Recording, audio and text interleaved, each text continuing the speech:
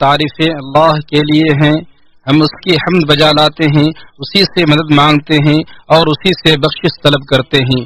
ہم اپنے نفس کی برائی اور اپنے برے اعمال سے اللہ کی پناہ چاہتے ہیں۔ جس شخص کو اللہ ہدایت دے اسے کوئی گمراہ کرنے والا نہیں، اور جسے وہ گمراہ کر دے اسے کوئی ہدایت دینے والا نہیں۔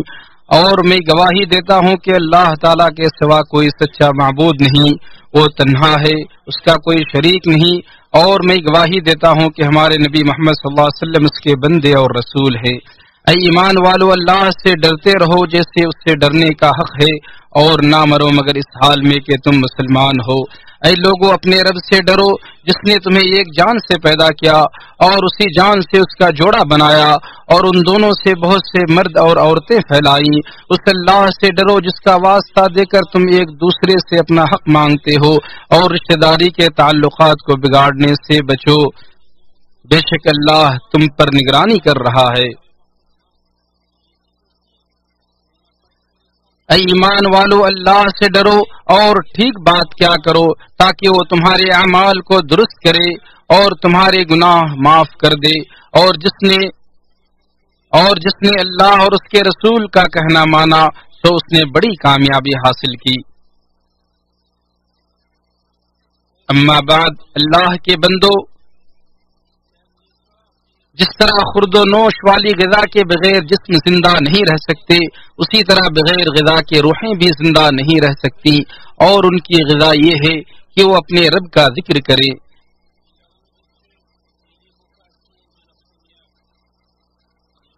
امام بخاری نے صحابی جلیل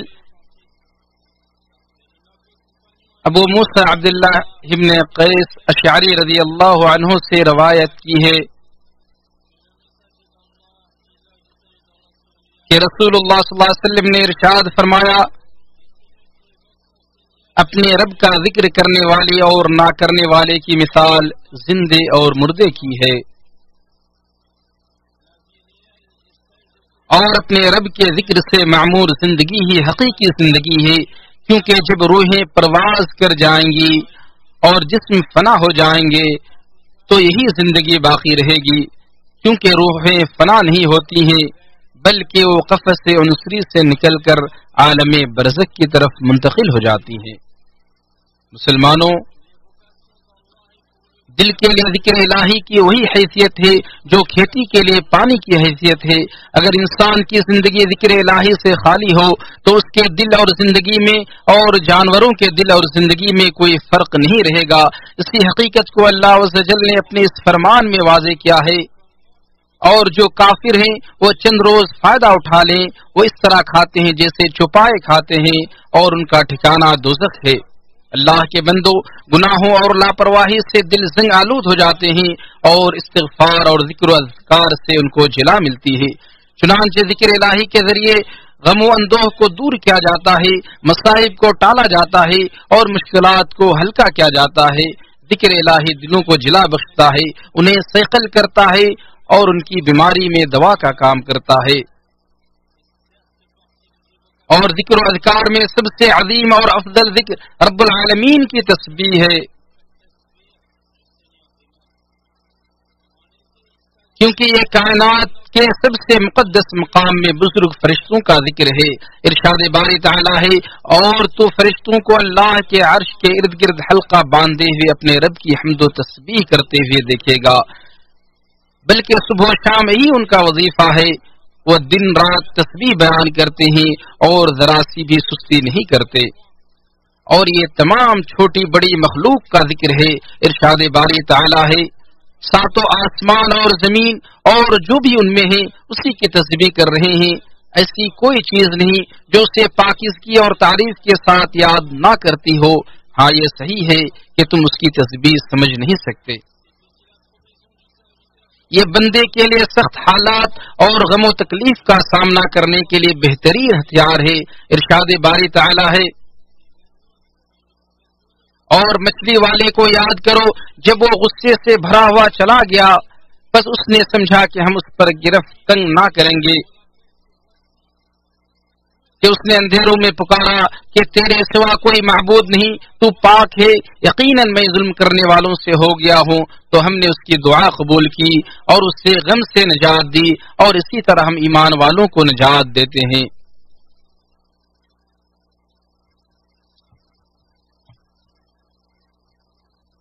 اسی طرح اللہ عز و جل نے فرمایا کہ پھر اگر وہ ایسا نہ ہوتا کہ بے شک وہ تھا تسبیح کرنے والوں میں سے، تو تا روز قیامت مچھلی کے پیٹ ہی میں پڑے رہتا۔ جلیل القدر صحابی عبداللہ بن مسعود رضی اللہ عنہ فرماتے ہیں کہ جب کسی نبی پر کوئی مصیبت آتی تو تسبیح کو لازم پکڑتے۔ تسبیح سجدہ کرنے والوں کا سب سے افضل ذکر ہے۔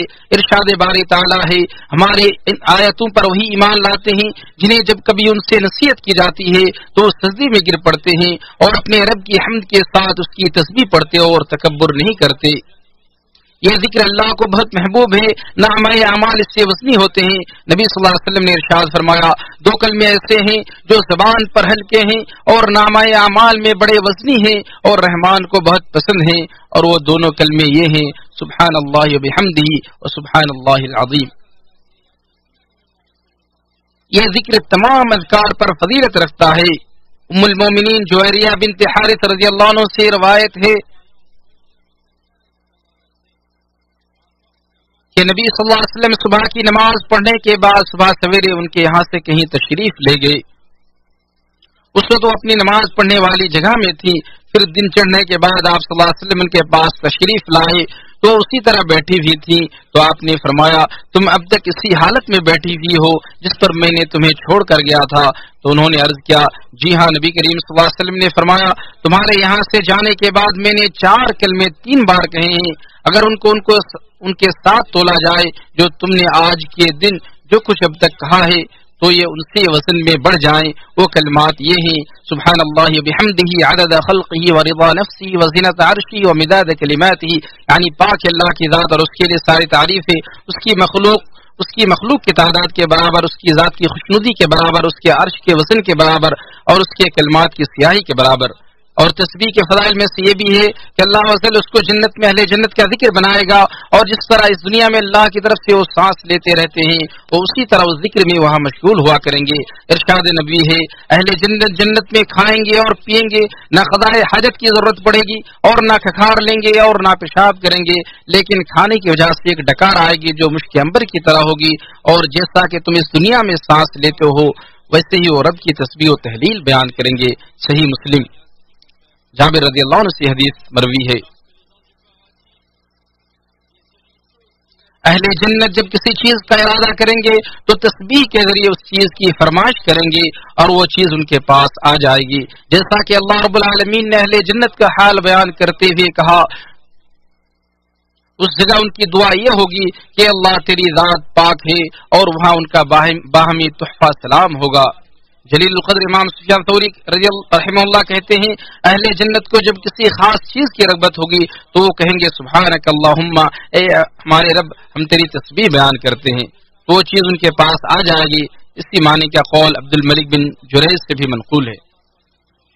تسبیح مومنوں کی روحوں کے گلے صبح و شام کی غذا ہے، جیسا کہ اللہ رب العالمین نے فرمایا، پھر اللہ کی تسبیح کر جب تم شام کرو اور جب تم صبح کرو۔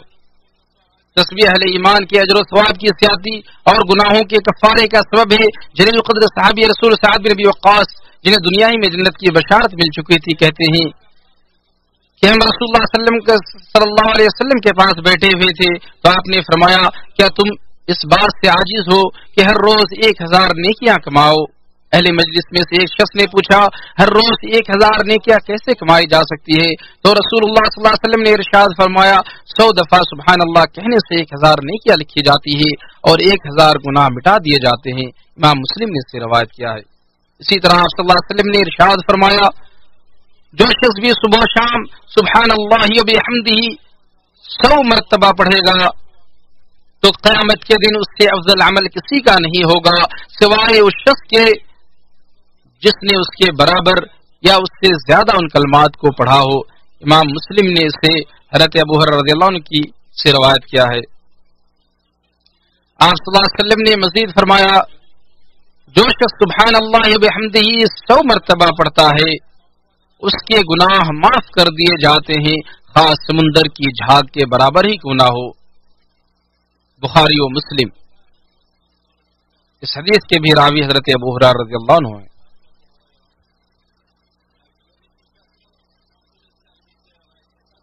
تسبیح بندے کا اپنے رب سے راضی ہونے، اس کے شرعی احکام سے مطمئن ہونے اور اس کے اوامر کے سامنے سر تسلیم خم کرنے کا ذریعہ ہے۔ ارشاد باری تعالی ہے، اور رات کی کچھ گھڑیوں میں اور دن کے اول و آخر میں تسبیح کر تاکہ تو راضی ہو جائے۔ اسی طرح تسبیح شرح صدر اور دل کے گھٹن و تنگی کے ازالے کا سبب ہے۔ ارشاد باری تعالی ہے، اور رات کی کچھ گھڑیوں میں اور دن کے اول و آخر میں تسبیح کر تاکہ تجھے خوشی حاصل ہو۔ اور ہم جانتے ہیں کہ تیرے دل ان باتوں سے تنگ ہو جاتا ہے جو کہتے ہیں، سو تو اپنے رب کی حمد کے ساتھ تسبیح کیے جا اور سجدہ کرنے والوں میں سے ہو جا۔ اللہ کے بندو، تسبیح کا مطلب اللہ تعالیٰ کی عظمت و کبریائی بیان کرنا اور اس کو ان تمام طرح کے صفات نفس سے منزہ کرنا جو اس کے شائن شان نہیں ہے اور جنہیں اہل شرک نے اس کی ذات پر چسپا کر دیا ہے۔ اسی طرح جو لوگ اللہ کی عظمت و وقار کا پاس و لحاظ نہیں رکھتے اور نہ اس سے ڈرتے ہیں، ان کی نافرمانیوں اور سرکشیوں سے اللہ کو بے عیب و پاک ماننا ہے۔ اور تسبیح بندے کا اپنی ذلت و پستی اور نامرادی کا اقرار ہے۔ اسی طرح رب العالمین کے سامنے تسلیم خم کرنا اور اس کے کمال علم و حکمت کا اعتراف کرنا ہے۔ ارشاد باری تعالی ہے، اور اللہ نے آدم کو سب چیزوں کے نام سکھائے، پھر ان سب چیزوں کو فرشتوں کے سامنے پیش کیا، پھر فرمایا مجھے ان کے نام بتاؤ اگر تم سچے ہو۔ تو انہوں نے کہا کہ تو پاک ہے، ہم تو اتنا ہی جانتے ہیں جتنا تو نے ہمیں بتایا ہے، بے شک تو بڑے علم و حکمت والا ہے۔ قرآن کریم کے اکثر آیتوں میں تسبیح اور حمد کو ایک ساتھ ذکر کیا گیا ہے، جیسا کہ ارشاد باری تعالیٰ ہے تو اپنے رب کی حمد کے ساتھ تسبیح کر، اور ارشاد باری تعالیٰ ہے اور سورج طلوع ہونے سے پہلے اور غروب ہونے سے پہلے اپنے رب کی حمد کے ساتھ تسبیح کر۔ چنانچہ آپ صلی اللہ علیہ وسلم قرآن کریم کی آیتوں کی تفسیر کرتے ہوئے اکثر رب کی تسبیح و تقدیس اس کی حمد و ثنا کے ساتھ بیان کرتے، اور اس وجہ سے بھی کہ تسبیح میں نقائص و عیوب کی نفی ہے اور حمد و ثنا میں ان اوصاف کمال کا اثبات ہے جن کی وجہ سے اللہ کی تعریف کی جاتی ہے۔ اللہ کے بندو، کثرت کے ساتھ رب کی تسبیح و تقدیس بیان کرنے کی توفیق ملنا یہ اللہ کا بندے پر بہت بڑا فضل و احسان اور اس کے لیے بڑے شرف و فضیلت کی بات ہے، اور ان دو امور کی وجہ سے اس کی توفیق ملتی ہے۔ پہلا، تسبیح و تقدیس کی فضیلت اور اس پر ملنے والے اجر عظیم سے بندہ واقف ہو۔ دوسرا، اللہ کی عظیم مخلوقات، اس کی تدبیر، اس کی نعمتوں اور دنیا و آخرت میں اس کی افعال پر بندہ غور و فکر کرتا رہے۔ مسلمانوں، ہمیں اس بات کی سخت ضرورت ہے کہ ہم اپنے پالنہار اللہ عز و جل کی ہمیشہ تسبیح بیان کرتے رہیں، اس کے معانی سے واقفیت حاصل کریں، اس کے فضائل کو جانیں اور اس پر رب سے اجر کی امید رکھیں تاکہ ہماری روحیں اس سے شاد کام ہو، ہمیں شرح صدر حاصل ہو اور بلند و بالا ذات کے نزدیک ہمارے درجات بلند ہوں۔ اللہ عز و جل میرے لیے اور آپ سب کے لیے اپنی کتاب ہدایت اور اپنے نبی کی سنت کو نفع بخش بنائے۔ میں یہیں سے اپنی بات ختم کرتا ہوں اور اپنے لیے اور آپ سب کے لیے مغفرت کی دعا کرتا ہوں۔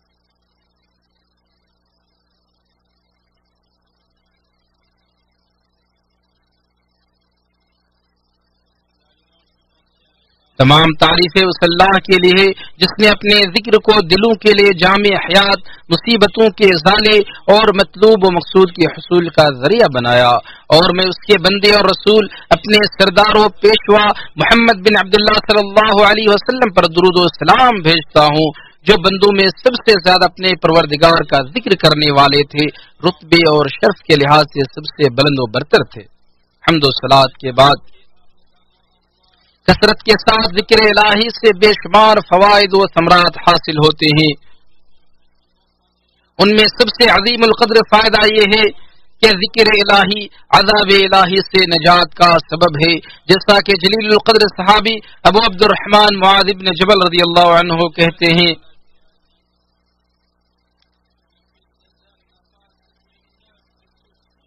عذاب الہی سے نجات کے لیے بنی آدم کے پاس ذکر الہی سے بڑھ کر کوئی عمل نہیں ہے۔